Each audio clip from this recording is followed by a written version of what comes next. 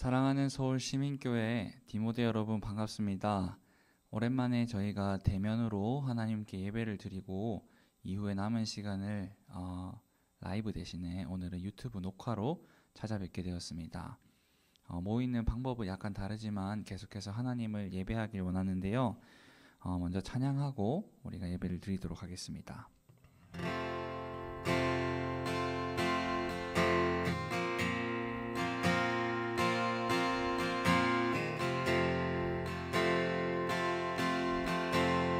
함께 찬양하겠습니다. 이곳에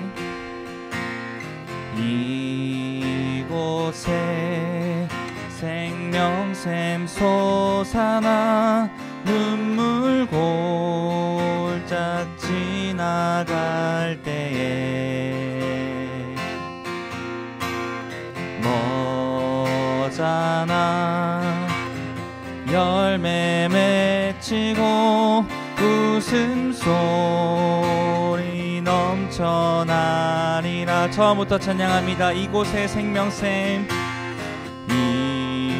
이곳에 생명샘 솟아나 눈물 골짝 지나갈 때에 머잖아 열매 맺히고 웃음소리 넘쳐나리라. 꽃들도 구름도 바람도 넓은 바다도 찬양하라 찬양하라 예수를. 하늘을 울리며 노래해 나의 영혼아. 은혜의 주 은혜의 주 은혜의 주. 처음부터 찬양합니다. 이곳에 생명샘 솟아나 눈물 골짝 지나갈 때에 머잖아 열매 맺히고 웃음소리 넘쳐나리라. 꽃들도 구름도 바람도 넓은 바다도 찬양하라 찬양하라 예수를. 하늘을 울리며 노래해 나의 영혼아. 은혜의 주 은혜의 주 은혜의 주. 꽃들도 구름도 바람도 넓은 바다도 찬양하라 찬양하라 예수를. 하늘을 울리며 노래해 나의 영혼아. 은혜의 주 은혜의 주 은혜의 주 은혜의 주 은혜의 주 은혜의 주 예수. 우리 목사님 나오시기 전까지 함께 기도했으면 좋겠습니다. 우리가 어떻게 보면 감사한 상황 가운데서도 대면 예배를 일부라도 할 수 있게 되었습니다. 그렇지만 아직 완전하지 않은 가운데 코로나가 빨리 종식되고 우리가 함께 온전히 모이는 시간이 있기를 소망합니다. 그런 상황을 위해서 함께 기도했으면 좋겠고, 말씀을 전하시는 우리 목사님 위해서 함께 기도하면서 같이 기도하도록 하겠습니다. 하나님, 이 시간도 함께하여 주시옵소서. 디모데 모임 가운데 주님께서 함께하사 이 시간을 통하여서 많은 청년들이 말씀을 듣고 깨어 변화하는 역사가 있기를 간절히 바라고 소원합니다. 코로나가 빨리 끝나 우리가 온전히 주의 전에 모여서 하나님을 예배하기 원하오니 하나님께서 함께하여 주시옵소서. 주님께 감사드리며 예수님의 이름으로 기도드립니다. 아멘.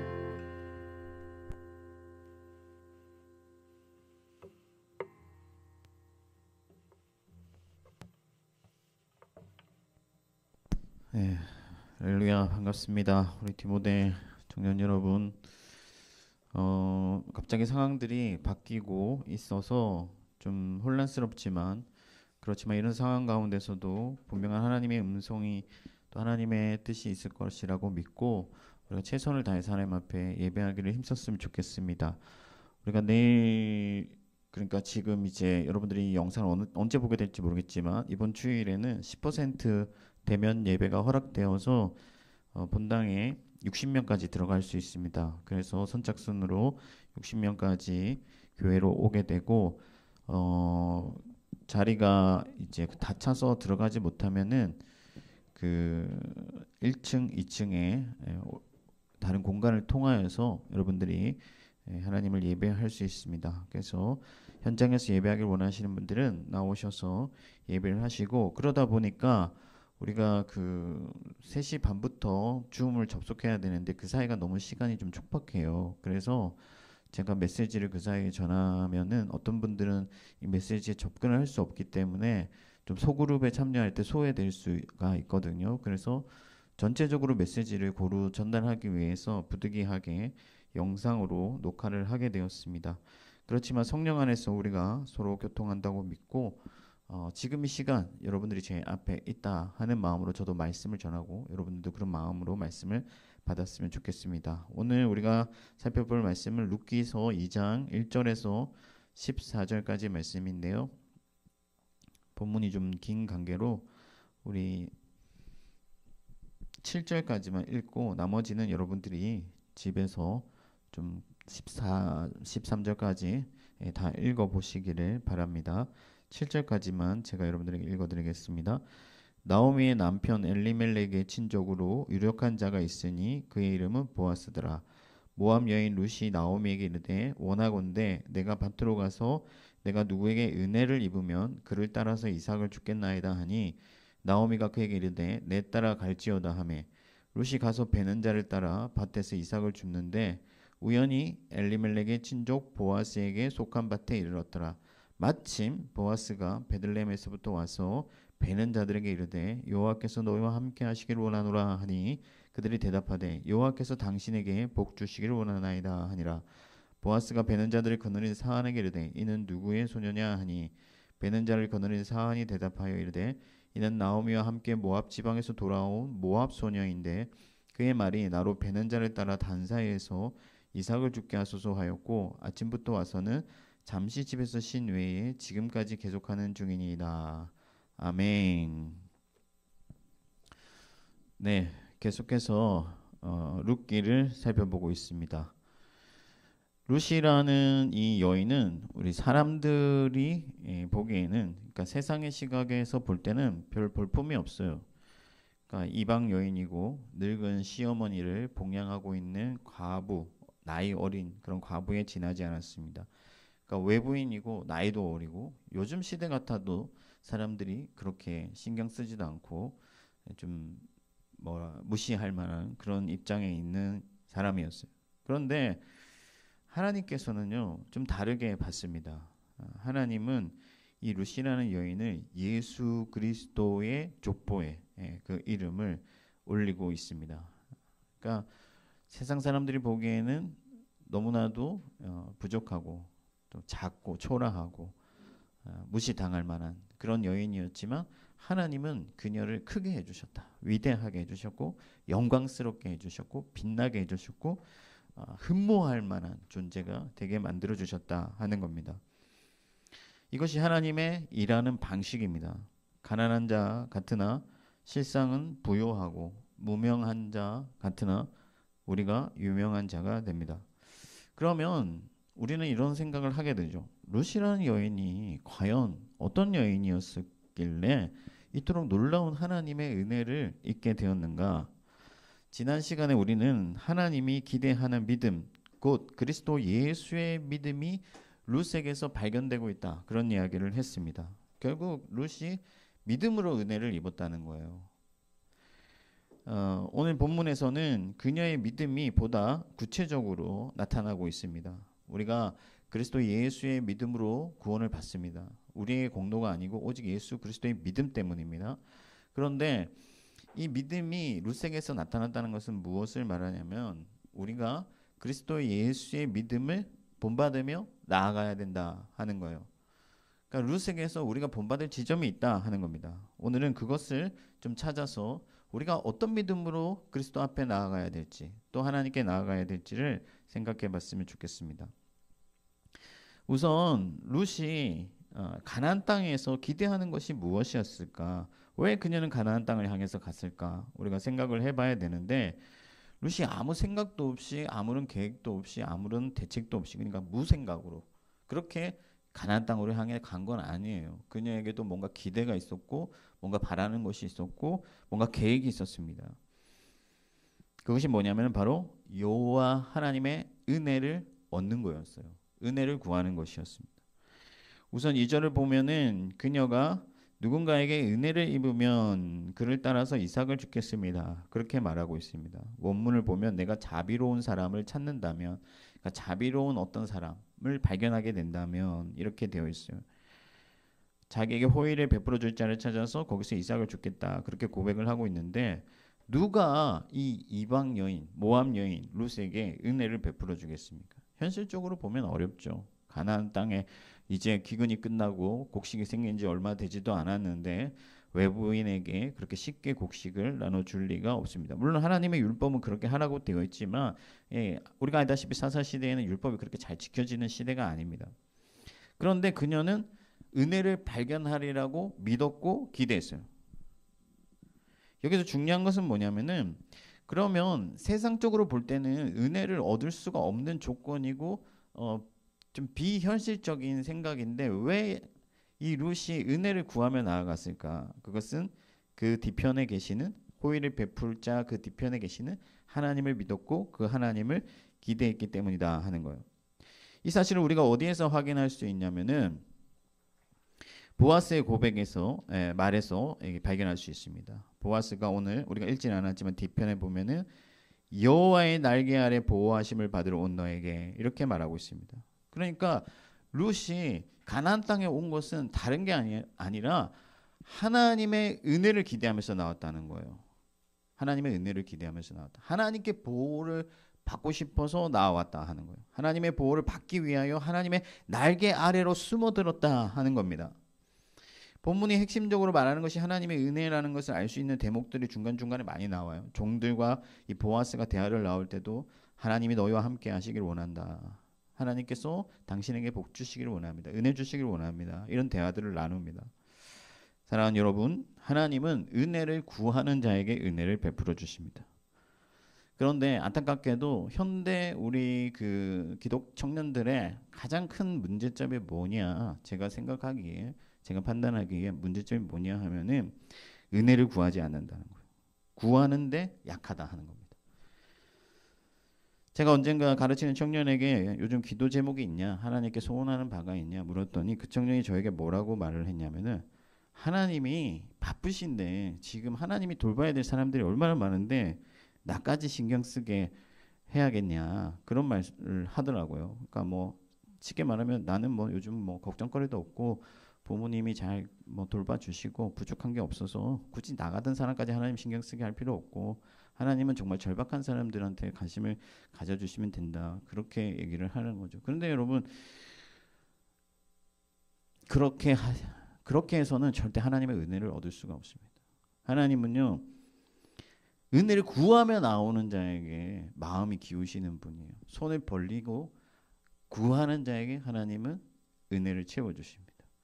집에 들어가면요, 제가 그 퇴근하고 집에 가면은요, 그 제 큰 딸이 있고 둘째 아들이 있고 막내 딸이 있는데 여러분들 생각에 누가 저를 반겨 맞아 나올 것 같습니까?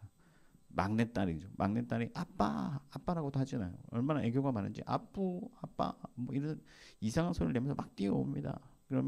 그러면서 뭐예요? 아빠에게 기대하는 바가 있습니다. 아빠 아이스크림 먹고 싶어. 막 이런 얘기를 합니다. 그러면요, 여러분 제가 그 피곤한데도 다시 나가요. 왜? 아이스크림 사주고 싶어가지고. 하나님은 그런 분이시다 하는 거예요. 그런데 우리는 왜 구하지 못하는가? 룻과 우리가 다른 점이 뭘까?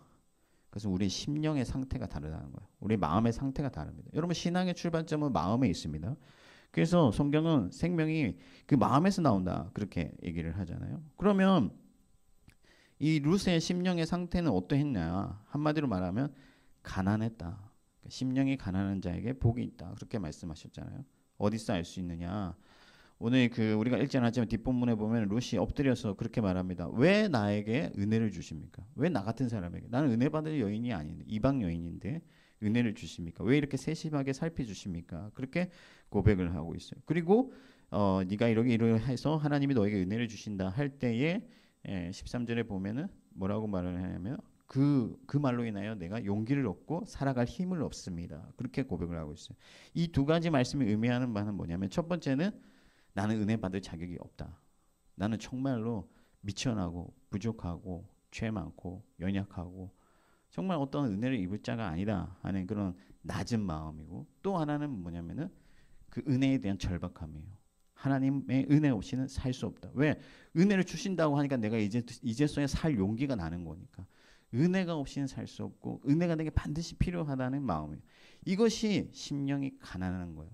가난한 자의 마음이에요. 우리에게 이런 마음이 있다면 하나님 앞에 엎드리죠. 하나님, 제가 정말 하나님께 은혜 받을 수 없는 그런 연약한 자이지만 그 은혜가 없이는 제가 살 수가 없습니다. 저를 도와주십시오 하고 하나님께 기도하게 된다 하는 겁니다. 그래서 심지어 어떤 그 예수님 앞에 나왔던 여인은 자기를 개로 취급했어요. 주인에 떨어지는 부스러기를 먹습니다. 개도, 집에 기르는 개도 주인에 떨어지는 부스러기를 먹습니다. 제게 은혜를 베풀어 주십시오. 그러니까 자기를 개로 비유했지만 그 은혜가 없이는 내가 연명할 수 없다, 살 수 없다는 고백을 하고 있다는 말이에요. 여러분, 우리는 어떻습니까? 우리는 과연 이런 심령이 가난한 마음을 가졌느냐? 이런 가난한 마음이 없기 때문에 하나님 앞에 우리가 은혜를 구하지 못한다 하는 거예요. 모압으로 돌아갈 수 있었던 룻이 하나님께로 나아갔습니다. 이게 무엇을 의미하냐면은 스스로 가난한 길을 택했다는 거예요. 가난해지기를 원했다는 겁니다. 이것은 그녀의 마음의 상태를 보여주는 거예요. 모압으로 돌아가면은 가족도 있고 친척들도 있고 그 땅에 어떤 인프라도 있고 그리고 젊음도 있습니다. 자기에겐 젊음도 있어요. 그러나 그것을 의지하지 아니하고 오히려 가난한 길, 없는 길을 택했다. 버리는 길을 택했다. 비우는 길을 택했다. 왜? 하나님의 은혜가 절실하기 때문에. 세상의 것으로는 나를 채울 수 없고 오직 하나님의 은혜만이 나를 살게 할 수 있다는 그 믿음이 있었고 그 가난한 마음이 있었기 때문에 가나안 땅으로 나아갔다는 거예요. 여러분, 제가 여러분들에게 강조하고 싶은 것은 그냥 가난하게 살라는 말이 아닙니다. 비루하게 살라는 말이 아니에요.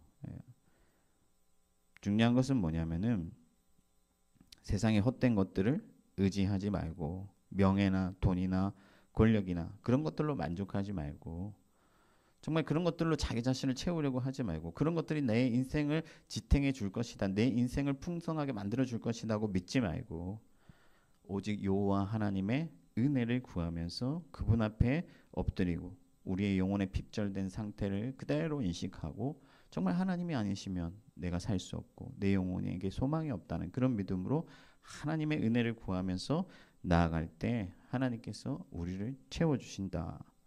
여러분들 이것을 믿으시길 바랍니다. 그런 측면에서 볼 때는요, 여러분 많은 소유, 좋은 학벌, 어떤 돈과 권력 이런 것들이 오히려 하나님과 우리 사이를 방해하는 요소가 될 뿐이에요. 차라리 그런 것들을 버려서라도 나의 어떤 연약함을 인정하고 그대로 나 자신을 하나님 앞에 내어 보이면서 하나님을 절박하게 구하는 자에게 하나님께서는 은혜를 주신다. 그러면 은혜를 구한다고 해서 그냥 가만히 앉아 있으면 되느냐? 너희는 가만히 있어. 하나님의 하나님됨 알지어다. 그렇게 말씀하셨으니까 그냥 놀고 먹으면 되느냐? 아니에요. 하나님의 은혜를 구하는 자는 삶의 태도가 달라집니다. 어떻게 달라지냐면은 첫 번째는 하나님의 말씀에 순종합니다. 11절에 보면은 내 남편이 죽은 후로 내가 시어머니에게 행한 모든 것을 보아스가 들었다. 그렇게 말하고 있습니다. 하나님의 율법에 무엇을 요구하고 있습니까? 부모를 공경하라. 그렇게 요구를 하고 있잖아요. 그런데 많은 유대인들은 이 계명을 요식적으로, 형식적으로 껍데기만 취했습니다. 그러나 룻은 그렇지 않았어요. 어머니가 가는 곳에 나도 가고 어머니가 죽는 곳에서 나도 죽겠다. 진정으로 어머니를 위했어요. 어머니를 위해서 헌신했어요. 사랑이 있었다는 거죠. 그래서 바울이 뭐라고 말했습니까? 율법의 마침은 사랑이다. 그러니까 사랑하는 자는 모든 율법을 이루는 자다. 그렇게 말씀하셨다는 거예요. 그래서 이 하나님의 은혜를 기대하고 하나님께 원하는 자들은 하나님의 말씀에 순종해요. 이것이 가장 중요한 어떤 신앙의 요소입니다. 그런데 하나님의 말씀을 따라 사는데 적당히 사는 게 아니에요. 왜? 정말 하나님의 은혜가 없이는 안 되니까, 절박하니까. 내가 내 삶을 통해서 하나님께 제사 드리는 심정으로 어떻게 한다? 최선을 다해서 내 삶을 살아가는, 성실히 살아가는 거죠. 오늘 본문에 보면은 룻이 잠시 쉬는 것 외에는 쉬지도 아니하고 그 이삭을 주어들어요. 그래서 어머니를 먹이려 했고, 어머니를 공경하려고 했고, 또 하나님의 은혜를 기대하면서 나아갔다. 여러분, 우리가 살아가다 보면요, 하나님의 말씀을 따르려고 할 때 우리에게 어떤 희생이 요구되고 우리의 노력이 요구될 때가 있습니다.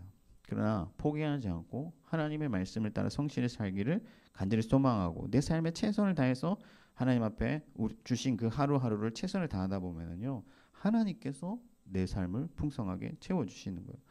제가 교회 헌법을 공부하다 보니까요, 그 헌법에 뭐라고 되어 있냐면 성도의 의무가 나오는데, 그 법이잖아요. 법. 성도의 의무. 성도는 이렇게 해야 된다. 그 중에 뭐가 있냐면 성실한 삶을 산다. 이런 표현이 있습니다.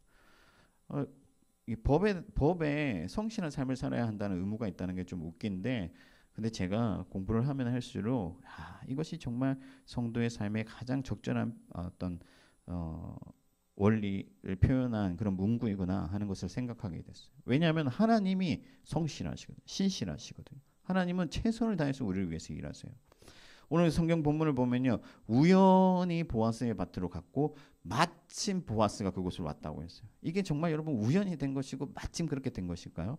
이 성경의 어떤 역설이죠. 우연히 된 것처럼 보이지만, 마침 그곳에 온 것처럼 보이지만, 사실은 하나님의 섭리가 거기에 다 깃들어가 있는 것입니다. 하나님이 우리를 위해서 최선을 다해서 일하고 계세요. 그래서 우리도 성실히 하나님의 말씀에 순종해야 된다. 예수님이 3년 공생애를 살았는데 나머지 30년 기록이 없잖아요. 어떻게 살았는지 중간중간 나오지만 그 삶이 빼백하게 이렇게 상세히 기술되지 않잖아요. 그러나 예수님께서 그 30년의 세월을 허송했느냐? 그렇지 않다는 거예요. 최선을 다해서 살아. 일하지 않은 자 먹지도 말라 하신 것 같이, 우리가 하나님 앞에서 말씀대로 살려고 최선의 삶을 다할 때 하나님께서 우리에게 은혜를 부어주신다. 그럼 하나님의 은혜란 무엇이냐? 하나님 무엇을 주시느냐? 온전한 상을 주신다. 오늘 보아스가 너에게 온전한 상을 주시기를 원한다. 이렇게 말하고 있습니다. 여기서 상이라는 것은 보상 혹은 임금, 월급이에요. 일하고 받는 거 있잖아요. 그러면 지금 룻이 아무런 대가도 없이 하나님의 은혜를 받는데 보상을 주신다고 하거든요. 임금을 주신다. 대가를 주시겠다. 이렇게 말을 하고 있어요. 여러분, 이삭을 주워가는 건 공짜잖아요. 근데 뭔 대가를 주겠다는 거예요? 여러분, 하나님은 아무 공로 없는 자를 공로가 있다고 인정해 주세요.